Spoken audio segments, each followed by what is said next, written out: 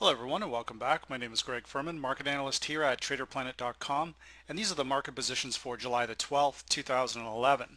Now, getting started tonight, our first position we're going to look at is the silver futures contracts. Now, what we're going to look at here, you can see I have the continuous contract up.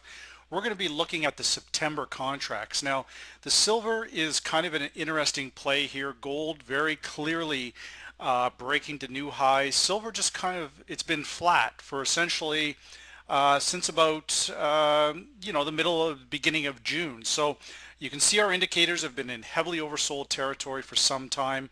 No real signal coming out of there, but now we've got our predicted true strength indicator coming off the bottom in oversold territory, crossing the trigger, as is the predicted MACD and the predicted short, medium, and long-term differences from vantage points. So the potential for silver to follow gold is a high probability trade. However, a little bit of a concern that silver has been kind of following the equities a little bit too, where gold hasn't.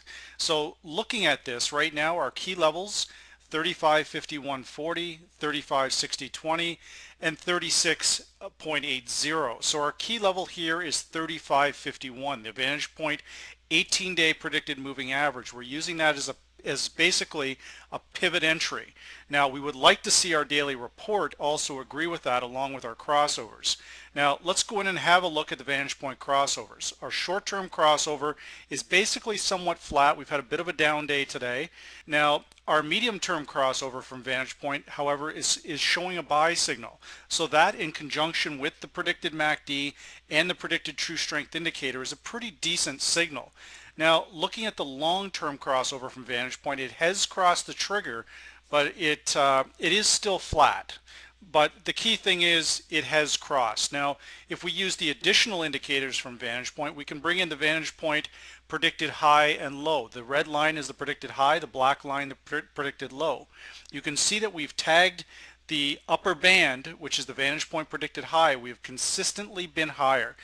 Basically today, vantage point dead on the money on the daily report with the predicted high and predicted low. Now we're showing tomorrow potentially a little bit of a down day. Let's go in now. We know our key level is 35.51.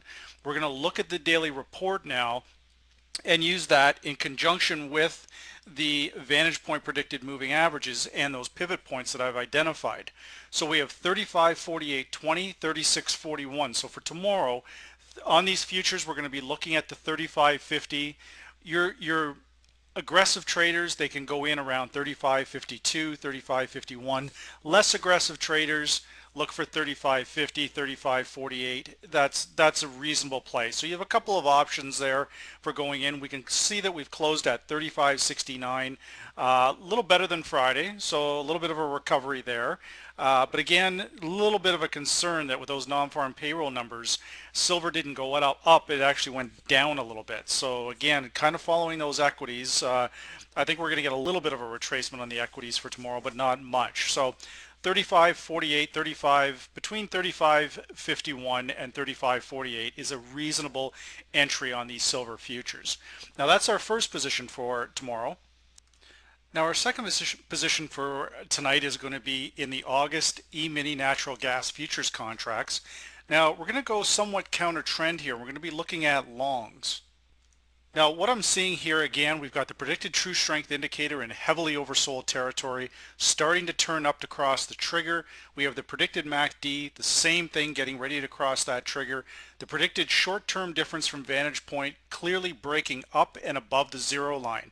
Now key levels up here, we've closed at 429, key level 434, 428, 425.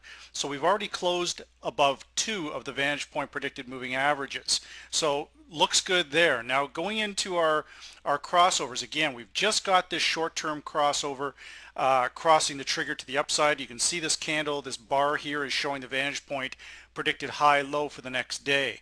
Now our medium-term crossover is still pointing down, but it is starting to turn up. Our long-term crossover clearly has not crossed, so we've got some work to do. But again, the indicators are setting up here that we're starting to see a bottom here. So what we're going to do now is before we go here though, we're going to hit on the vantage point predicted high and predicted low. You can see the predicted high today is broken above the band. This is called a high-low break.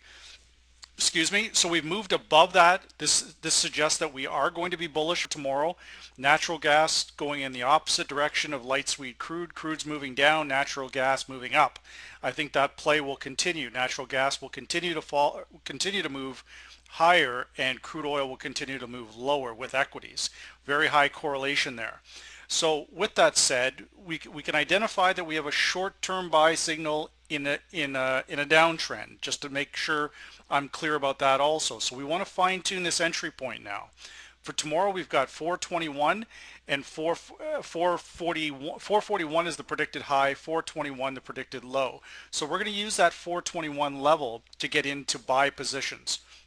We can see here that our predicted short-term crossover from vantage point, the predicted difference, is supporting that. So our initial move is going to be higher. We've come from negative 52 to negative 23, negative 48 to negative 29. That's showing that the momentum to the downside is waning. That's what we're looking for, is the start of a reversal higher on these natural gas contracts. And I think it's going to be a little shaky on the natural gas because of the time of year, but I think overall we should start moving back up towards the 450, 480 mark. That would be a reasonable play.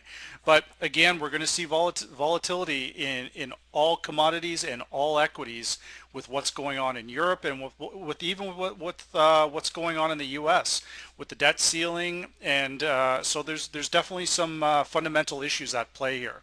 But with that said, for tomorrow, these are the market positions for July the 12th, 2011. And again, my name is Greg Furman, market analyst here at TraderPlanet.com.